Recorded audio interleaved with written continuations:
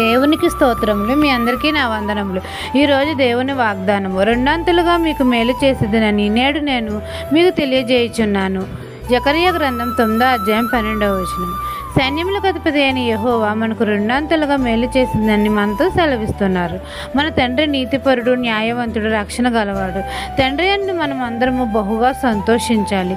మన రాజైన యేసయ్య సమాధానకర్త, నిత్యుడగు తండ్రి. అనేకమైన ఆశ్చర్యకార్యాలు మన జీవితంలో చేస్తాడు. నిరీక్షణ గల వారులారా, మన యేసయ్య మన కోటను మరలా కట్టించి మనకు రెండంతలుగా మేలు చేస్తానని మన తండ్రి మనతో సెలవిస్తున్నారు. నిరీక్షణ గల వారులారా, మన తండ్రి మన బంధకములన్నిటి నుంచి విడిపిస్తాడు. మన ప్రభు అయిన యేసయ్య పరిపాలన క్రింద మనం అందరము ఉన్నాం కాబట్టి మన దేశంలో మనం అందరము కిరీటం నందుల రత్నము వలె ఉంటాము. మనకు నది వలె మనకు క్షేమాన్ని కలగజేస్తాడు. మనకు రెండంతలుగా మేలు దయచేస్తాడు. మన తండ్రి మనల్ని గొప్ప చేస్తాడు. ఇది వాగ్దానం మీ నా జీవితంలో నెరవేరాలని కోరుకుంటూ దేవుని సువార్త పరిచర్యలో మీ సహోదరి. ఆమెన్.